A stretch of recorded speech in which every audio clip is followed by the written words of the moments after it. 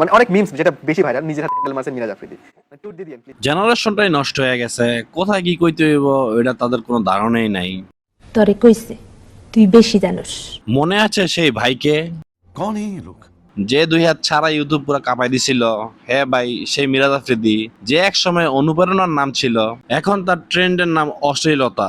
अच्छा हमको सिखा रिया है। শুরুর দিকে ভাই ছিল একদম ভদ্র ইনোসেন্ট, ভাজা মাছটা উল্টায় খেতে পারে না, আর এখন তার হাত নাই তবু পায়ে পায়ে কাজ করতো, মানুষের হৃদয় ছুঁয়েছিল। কমেন্টে মানুষ বলতো আল্লাহ ওকে সফল করুক। আল্লাহ ওরা সফলও করছে, কিন্তু সফল হওয়ার পর তার আসল রূপ দেখানো শুরু করছে। আমার আসল পরিচয় পাইলে তুই খারায় মুইটা দিবি, বহনের টাইম পাবি না। বরাবরের মতো এইভাবেই সে মানুষের আবেগের উপর মুইটা উপরে উঠতে যায় আর শুরু করে দেয় অশ্লীলতা। আমি না চুপই রইলাম, কিন্তু ভাইয়ের একটা জিনিস খেয়াল করছেন কেউ? ভাই এখন মশলাদার কন্টেন্ট বানায়। একটা কথা সত্য, যখন সে অনুপ্রেরণামূলক কন্টেন্ট বানাইতো মানুষ তারে ভালোবাসতো, কিন্তু তার এখনকার কন্টেন্ট দেখে তার জোতা মারতে মন চায়।